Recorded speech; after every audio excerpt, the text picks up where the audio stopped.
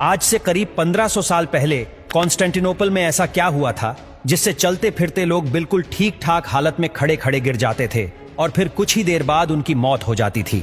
आज से 1500 साल पहले यूरोप के ठीक इस हिस्से में आसमान पर एक ऐसा खौफनाक मंजर देखा गया जो आज से पहले किसी ने भी नहीं देखा था।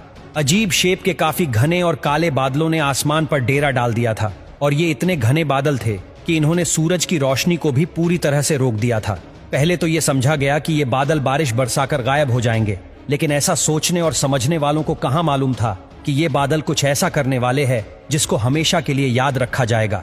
ये पूरा इलाका उस दौर में ईस्टर्न रोमन एम्पायर या फिर बाइजेंटाइन एम्पायर के कंट्रोल में था, जहां की कैपिटल सिटी कॉन्स्टेंटिनोपल थी, जिसको आज इस्तांबुल कहा जाता है। और ये अजीबो गरीब मंजर भी उस वक्त के कॉन्स्टेंटिनोपल में ही देखा जा रहा था। कई हफ्ते गुजर चुके थे, लेकिन ये अनोखे बादल ना ही बरस रहे थे और ना ही आसमान को छोड़ने का नाम ले रहे थे। लेकिन ये किसको मालूम था कि ये सब तो सिर्फ एक शुरुआत थी, क्योंकि आगे जो होने वाला था उसका किसी ने अंदाजा भी नहीं लगाया था। उस दौर में भी यहाँ 10 लाख से ज्यादा लोग रहते थे और पिछले कई हफ्तों से बादलों के साए ने सारे लोगों को काफी बेचैन किया हुआ था। लेकिन मामला तब ज्यादा सीरियस हो गया जब यहाँ एक एक करके लोगों के मरने का सिलसिला शुरू हो गया। जी हाँ, चलते फिरते लोग बिल्कुल ठीक ठाक हालत में खड़े खड़े गिर जाते थे और फिर कुछ ही देर बाद उनकी सांस निकल जाती थी। ये मामला देखकर डरे और सहमे हुए लोगों में अफरा तफरी फैलना शुरू हो गई, क्योंकि उनका ख्याल था कि शायद अब दुनिया के खत्म होने का वक्त आ चुका है। ऊपर आसमान पर गहरे बादल, फिजा में एक अजीब सी होग और जमीन पर लाशें खत्म होने का नाम नहीं ले रही थीं। गर्मियों के मौसम में सख्त सर्दी पड़ना शुरू हो गई और बर्फबारी इतनी ज्यादा हो गई कि ना ही लोगों की फसलें बची और ना ही जानवर और परिंदे। उस वक्त के बाइजेंटाइन एम्पायर, जिनका नाम जस्टेनियन था, उन्होंने लोगों को सुकून से रहने का हुक्म दिया और ये कहा कि जो लोग अच्छा काम करते हैं उनकी जान को कुछ नहीं होगा। जस्टेनियन के इस बयान ने लोगों को बेचैन कर दिया था, क्योंकि ये बीमारी ना ही अच्छे इंसान को देख रही थी और ना ही बुरे को। रोजाना हजारों की तादाद में लोग मर रहे थे, जिनको एक साथ ही बड़ी बड़ी कब्रों में दफन किया जा रहा था। आसमान पर ये गहरे बादल जहां भी जाते जा रहे थे, वहां जमीन पर ये अजीब बीमारी फैल रही थी। किसी को भी समझ नहीं आ रहा था कि इस अजीब आसमानी बीमारी की असल वजह क्या है। वहां लोगों के पास इस बात पर यकीन करने के सिवा और कोई ऑप्शन नहीं था कि अब दुनिया का एंड आ चुका है। और उनका इस बात पर यकीन तब मजीद बढ़ गया जब बाइजेंटाइन एम्पायर खुद भी इस बीमारी का शिकार हो गए। ये बीमारी हिस्ट्री का सबसे पहला रिकॉर्डेड पेंडेमिक था, जो आज प्लेग ऑफ जस्टिनियन के नाम से जाना जाता है। पूरे 2 सालों तक काले बादलों का खौफनाक साया, गर्मी के मौसम में बर्फबारी का पड़ना, फसलें, जानवर और परिंदों के साथ साथ इंसानों का भी मर जाना इस बात की निशानी थी कि यहाँ कुछ तो ऐसा जरूर हुआ था जो किसी भी सूरत में नॉर्मल नहीं था। पर अब जाकर तकरीबन 1500 साल गुजरने के बाद 2013 में आखिरकार साइंटिस्ट और एक्सपर्ट्स ने इस खौफनाक आसमानी बीमारी की असल वजह का सुराग लगा लिया है। करोड़ों लोगों की जान लेने वाली इस बीमारी का राज इस्तांबुल से 5000 किलोमीटर दूर ग्रीनलैंड में छुपा है।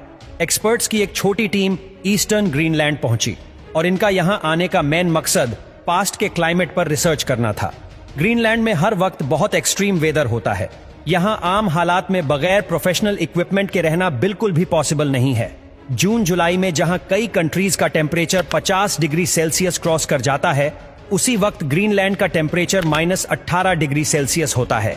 एक्सपर्ट्स का मानना है कि यहां बर्फ के नीचे पिछले 1 लाख सालों का क्लाइमेट डेटा अभी तक महफूज है। हर साल ग्रीनलैंड में जो बर्फ पड़ती है वो लेयर्स में एक दूसरे के ऊपर जमा होती जाती है। 1 साल की लेयर 5 सेंटीमीटर मोटी होती है। यानी अगर आज से 1500 साल पहले का क्लाइमेट डेटा जानना हो तो तकरीबन 75 मीटर नीचे मौजूद स्नो के सैंपल को बाहर निकालकर उसकी लैब टेस्टिंग करना जरूरी है।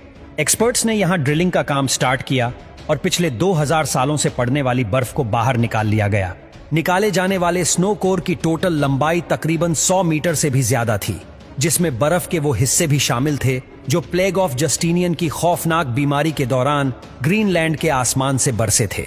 निकाले जाने वाले आइस कोर पर इलेक्ट्रिकल कंडक्टिविटी टेस्ट परफॉर्म किया गया तो हैरत अंगेज तौर पे सन 500 से 600 के बीच पड़ने वाली बर्फ में सल्फर की एक स्पाइक देखी गई। ये स्पाइक इस बात की निशानी थी कि जिस दौर में कॉन्स्टेंटिनोपल में 2 सालों तक काले बादल मंडरा रहे थे, उस दौर में एटमॉस्फेयर में कुछ ना कुछ गड़बड़ जरूर थी।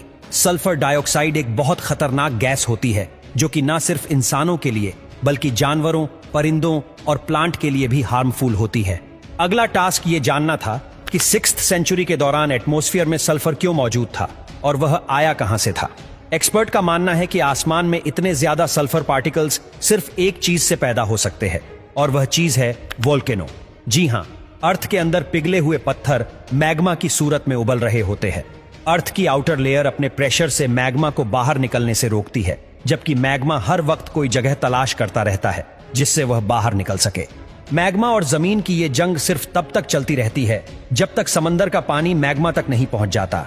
अगर समंदर का पानी मैग्मा तक पहुंचने में कामयाब हो जाए तो पानी गर्म होकर गैस बन जाता है और यही गैस अब मैग्मा के साथ मिलकर जमीन पर और ज्यादा प्रेशर देने लगती है। फिर किसी भी वीक पॉइंट से मैग्मा लावा की सूरत में फटकर बाहर निकल आता है। पानी और सल्फर ये दोनों चीजें वोल्केनो के साथ मिक्स नहीं होती, बल्कि ये पावरफुल गैस की सूरत में आसमान में फैल जाती है। ये ताकतवर वोल्केनो से निकलने वाली वोल्केनिक गैस हजारों मील दूर तक भी आसानी से फैल सकती है। आसमान में मौजूद सल्फर पानी के ड्रॉपलेट्स के साथ मिलकर सल्फ्यूरिक एसिड बन जाता है, जो किसी भी सूरत में इंसान के लिए डेडली साबित हो सकता है। सल्फ्यूरिक एसिड के ये बादल इतने घने होते हैं कि ये सूरज की रोशनी को भी पास नहीं होने देते। 1500 साल पहले प्लेग ऑफ जस्टिनियन के केस में भी कुछ ऐसा ही हुआ था। ये बात तो कंफर्म हो चुकी थी कि यूरोप में लाखों लोगों की मौत का जिम्मेदार एक खतरनाक वोल्केनो था। एक तरफ जानलेवा सल्फ्यूरिक गैस तो दूसरी तरफ सल्फ्यूरिक एसिड के बादल। ये बादल बरसेंगे तो जैसे तेजाब की बारिश होगी, और अगर ये नहीं बरसे तो इसके बादल इंसानों को सूरज की रोशनी के लिए तड़पा देंगे। ये एक ऐसी सिचुएशन थी जिसमें इंसानों के लिए हर मोड़ पर सिर्फ तबाही ही तबाही थी। जिस वोल्केनो के फटने से ये सारी तबाही हुई थी, वह वोल्केनो कौन सा था, ये जानना अभी भी बाकी था। कई सालों के बाद एक्सपर्ट्स इस नतीजे तक पहुंचे कि कॉन्स्टेंटिनोपल से 11,700 किलोमीटर दूर समंदर के उस पार ठीक इस मुकाम पर एल सल्वाडोर में इलोपोंगो लेक है। जब कॉन्स्टेंटिनोपल में प्लेग ऑफ जस्टिनियन आया था, उसी दौर में इस लेक के अंदर से एक खौफनाक वोल्केनो फटा था और उसकी जीती जागती मिसाल ये पहाड़ है। ये पहाड़ जो दिखने में तो बिल्कुल नॉर्मल लग रहा है, लेकिन ये असल में वोल्केनिक ऐश का पहाड़ है जो इसी लेक के अंदर 1500 साल पहले फटने वाले वोल्केनो के नतीजे में बना था।